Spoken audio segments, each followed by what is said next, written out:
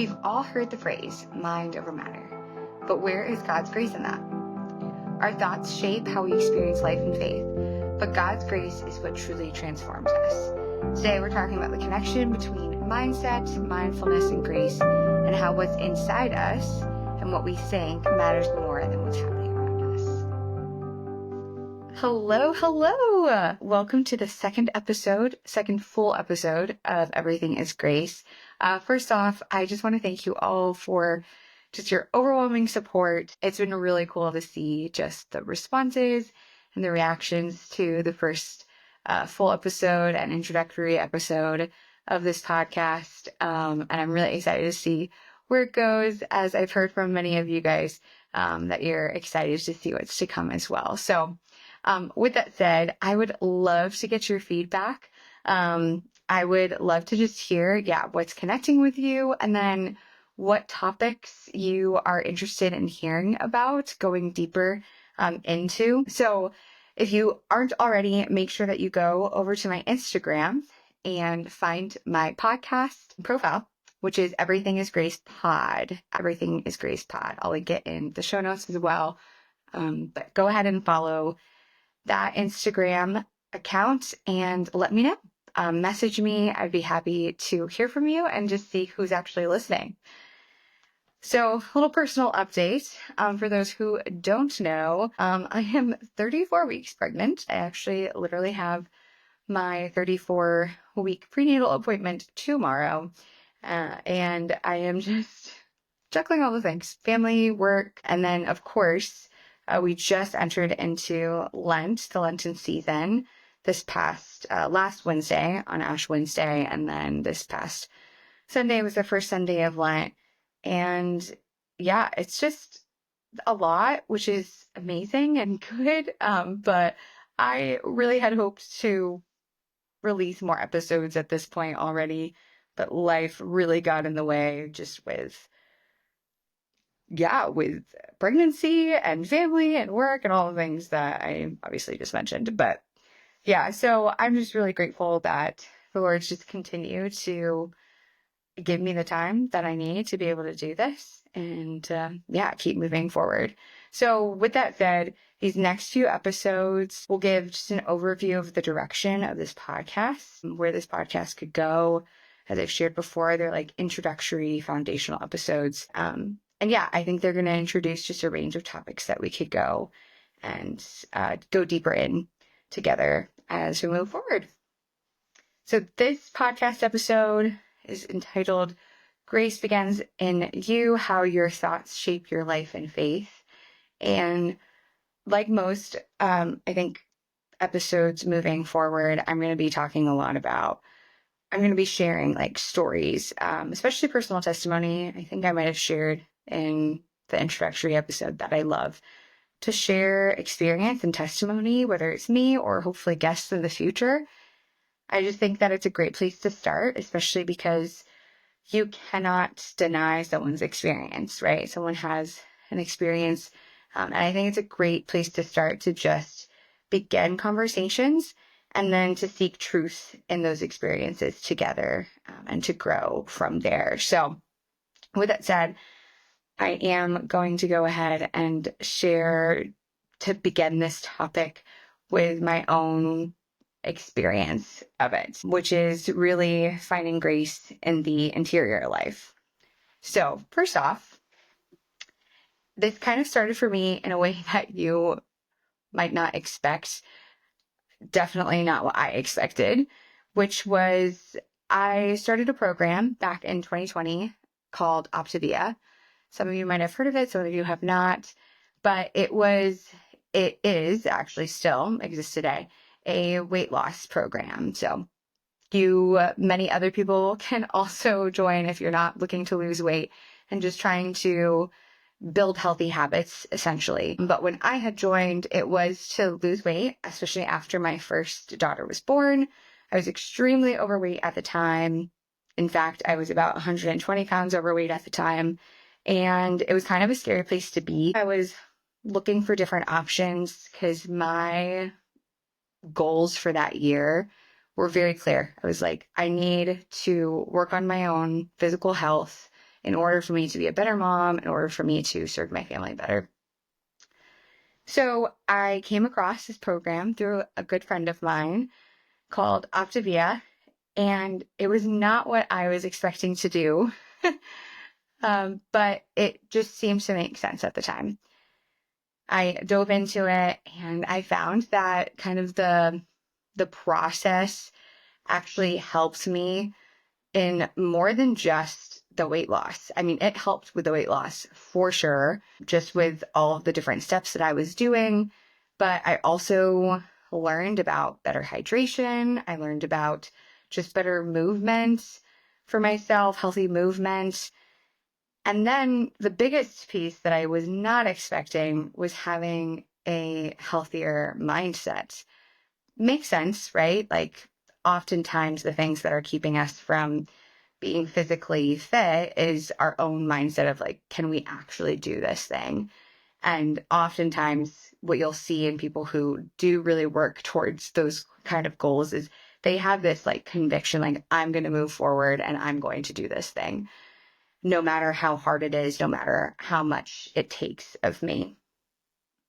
So as I was doing this program, I started to work on my healthy mindset. There was this book that came with the program, and I had my why, like why I was doing all of this, which really, really convicted me. It really started to transform everything. And it was really just like the one simple idea that if I really wanted this and I keep on coming back to my why, which was at that time and still is to glorify God in everything that I do, then I could overcome like every single small step that might be holding me back. And that actually led to a lot of decision making moving forward. In fact, it really helped with my own personal growth, my well-being. And then it actually forced me to take the step of entrepreneurship. So I don't know if I shared before, but I don't shy away from, one, business, which if you already kind of know my background, I started a photography business, but I also started to explore the idea of actually becoming a health coach for Optavia. And that was a huge step for me because it was really scary, like to start to share my own personal health journey very vulnerably. And then on top of that, to say, yeah, I can walk with you through this too. I didn't know if I really had what it took to help people go through that, but I was willing to put myself out there because one, it worked for me. And I believed that if it worked for me, it could work for other people. And if I didn't just step out in faith, then other people might not know that this was an opportunity. And then also because at the time, honestly, I really needed to help my family financially with just the state that we were in. And so I was really motivated by the fact that this could not just help other people's lives change, but also help me and my family's life change. And that was where I really started to understand like mindset is real. When you have a certain thought in your head, it can really transform how you move forward. And then I started to explore this even more, especially because, as you can tell, I cannot separate anything from my faith. And so I really wanted to make sure that all of this was coming from a good place and coming from God. So I started to, be exposed to all of these different like Catholic and Christian health influencers online and health. I don't know if they were programs, but just this world of like healthy living that totally aligns with faith. And it was really exciting. It was really, really exciting. So moving forward, then about a year after I was doing health coaching, I realized that all of the clients that I was helping, there was something so much deeper to just the weight loss. And it was something to do with our mindset and like mindfulness. Excuse me. So that is when I started to come across people like Lisa Canning and Metanoia Catholic and Gregory Bottaro. Now, I never did any formal work with them, but I explored and researched kind of these areas of the Catholic mindfulness and mindset arena, I guess. And it really opened my eyes to what that means, like being mindful as a Catholic, as a Christian. What does it mean to be mindful and self-aware? So all of this really led to this shift of learning how to actually discern where God is, not just in my prayer life, but also in my physical well-being, my emotional well-being, my mental well-being, which all ultimately lead to my prayer life. So that's kind of where this all started for me. But just to dig deeper into what this all means, and another story that can kind of help you understand how God is present in our thoughts and in our minds and how we move forward. So I want to share St. Therese again, because obviously St. Therese inspired this podcast for me. I'll probably eventually stop sharing a lot about her and her quotes. I mean, I'll probably always will, but maybe not as frequently as I am right now. But I want to share her conversion story, because her conversion story, I think, is really interesting. It has a lot to do with kind of this idea of like everything beginning in you. Like, it doesn't have to do with like what's happening to you, but within yourself, within your interior life, within your own mindset and within your own thoughts. So St. Therese shares in her autobiography, Story of the Soul, that her big conversion happened on Christmas Eve. She was probably about 13 or 14 years old. And this is what she says in her autobiography. It was December 25th, 1886, that I received the grace of leaving my childhood. In a word, the grace of my complete conversion. We had come back from midnight mass where I had the happiness of receiving the strong and powerful God. I used to love to take my shoes from the chimney corner and examine the presents in them. This old custom had given us so much joy in our youth that Celine wanted to continue treating me as a baby since I was the youngest in the family. Celine is her older sister. Papa had always loved to see my happiness and listen to my cries of delight as I drew each surprise from the magic shoes, and my dear king's gaiety increased my own happiness very much. However, Jesus desired to show me that I was to give up the defects of my childhood, and so he withdrew its innocent pleasures. He permitted Papa, tired out after the midnight mass, to experience annoyance when seeing my shoes at the fireplace, and that he speak those words which pierced my heart. He said, "Well, fortunately, this will be the last year." Now, mind you, St. Therese was a very sensitive child at this time, as she kind of alludes to. And so this was a big deal for her to hear.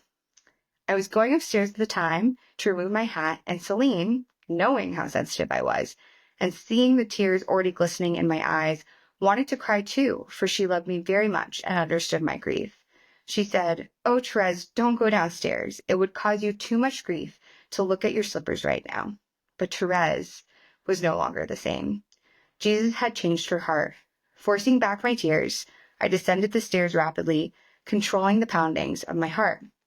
I took my slippers and placed them in front of Papa and withdrew all the objects joyfully. I had the happy appearance of a queen. Having regained his own cheerfulness, Papa was laughing. Celine believed it was all a dream. Fortunately, it was a sweet reality. Therese had discovered once again the strength of soul which she had lost at the age of 4.5, and she was to preserve it forever. She actually goes on to share, on that night of light began the third period of my life, the most beautiful and the most filled with graces from heaven. The work I had been unable to do in 10 years was done by Jesus in one instant, contenting himself with my goodwill, which was never lacking. So essentially, right, St. Therese, they have this Christmas tradition in France that she was expecting, and her father kind of responds and reacts to it in a way that she's not used to, that would have put her into, some sort of meltdown that her family would have expected. But St. Therese believes that this is a moment that God actually gave on purpose for her to be able to grow and to strengthen her own emotions to overcome that. And I think this is just such a great example of, I mean, St. Therese is not just a saint, she's also a doctor of the church. This was what she attests is her conversion story. Like something I think from an outside perspective you would assume is just such a small instance, but she believes that this is the moment that Jesus completely transformed her heart, that he gave her the grace in this moment to overcome the emotions that she couldn't control in the past. Like she says, 10 years that she tried, 10 years that she struggled with this. But in this moment, God gave her that grace. So I think that it she's pointing exactly to this idea that like it all begins in here, right? It all begins in here for us to be open first, right? Okay, scripture. I always want to try to tie in scripture as much as I can.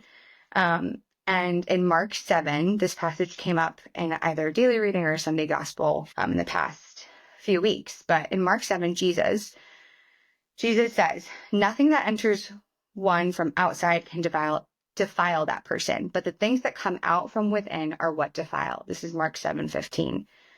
And he's saying this in reference to, I believe some of the Pharisees are talking about the traditions, and Jesus shares this with them and the apostles and his disciples. The most important piece here is that he goes on to say that from within the heart come these evil thoughts, greed, envy, arrogance, and folly. Like he goes on to list all kinds of acts that are sinful acts, essentially. And he's claiming that it comes from within the heart. So I love the Ignatius Catholic Bible Studies, and I found in the commentary in the notes for this passage in particular that Jesus refers to the heart. And in biblical terminology, this means the center of the person and the source of every decision that manifests itself through deeds. Jesus is linking true defilement with the heart where evil actions and intention have their hidden beginning.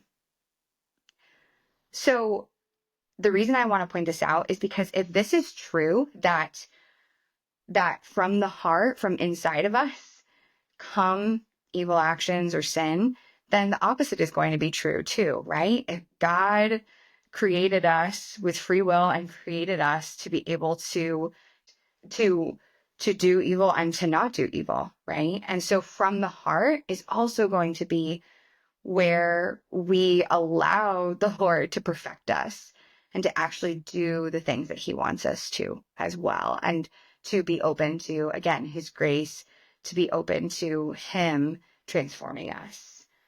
And he says it himself here, essentially. So where does this all lead?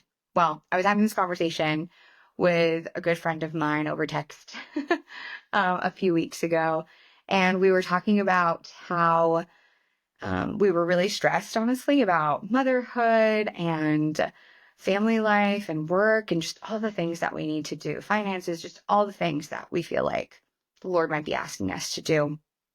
And ultimately, it led us to just really encouraging each other to seek God in those moments, which I know we talk about, like if you're a practicing Christian or Catholic, likely that's what we all talk about, right? Like in the moments that we struggle, like go to God. But what does that actually mean? What does that actually mean? Well, it means that when we take the moment to be aware of what is going on in our hearts and our minds, to be self-aware, which is what kind of like the mindfulness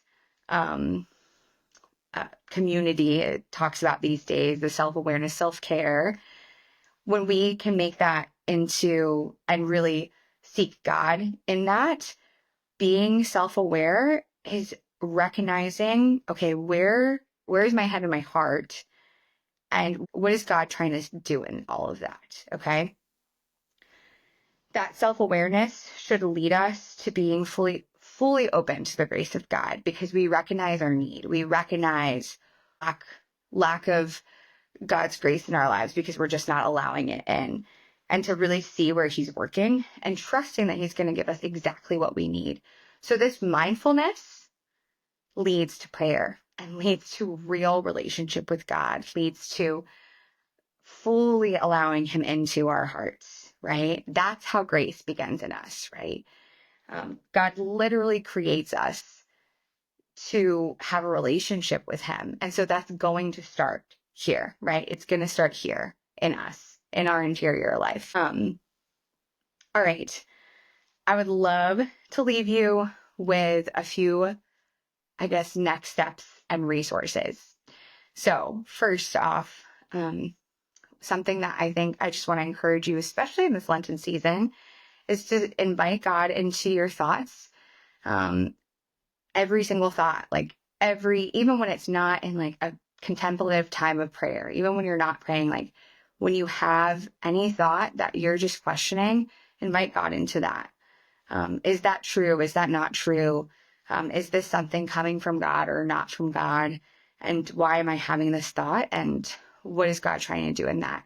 There's some great, great resources on this, like in Metanoia Catholic. I really encourage you to check them out. I'll put a link in the description because they've got this amazing daily practice that you can try out that walks you through how to invite God into your thoughts.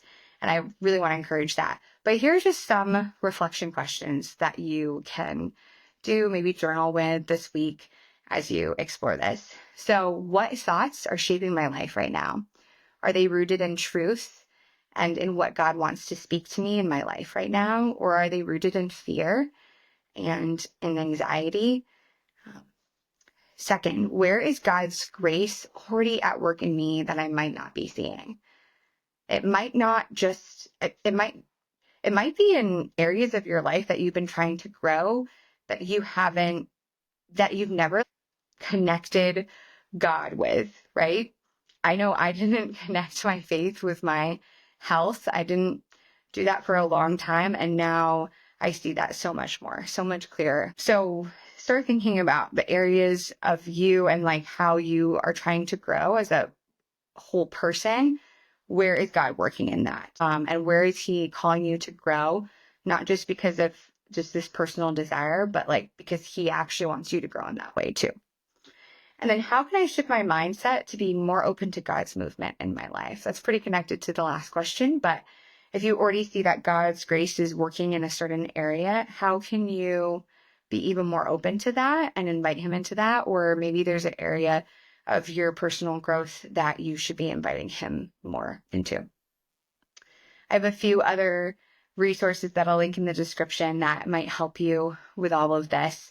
But two other places that I'd love to mention are if you're wanting to grow in just prayer and like daily living and how to invite God into all of these things, I highly recommend checking out Blessed is She. They have amazing devotionals that you can use. In fact, it's not too late to enter into the Lenten season, you could actually get the digital download of their Lenten devotional this year, which is beautiful. I'm doing it myself. They have journals and just lifestyle tools. So like candles and rosaries and just all kinds of beautiful products that can just create space for, grace in your everyday life. And then speaking about just how to invite God into like all aspects of your life. As I mentioned, I started my journey like of well-being, of whole well-being with a program called Optavia. And that really opened my eyes to seeing how important it is to take care of my body, to glorify God, and to be able to live the life that he's fully called me to. And that opened my eyes to all the other ways to take care of my body, whether that's what I put into my body, but also what I put on my body. And so that's why I actually love finding new products that are non-toxic, because there are so many products out there that we don't realize are actually really toxic. So I just want to introduce this company that I love to support called Crunchy. And I really highly recommend checking it out. They're high quality, non-toxic skincare and beauty products. And I really feel like as you dig deeper, going into this area of non-toxic can really help you to be more aware of, how to take care of your body overall and really treating your body like the temple that God made of you. Like I said, make sure that you try to find me on Instagram at Everything is Grace Pod or at Carol Lauren Lilly.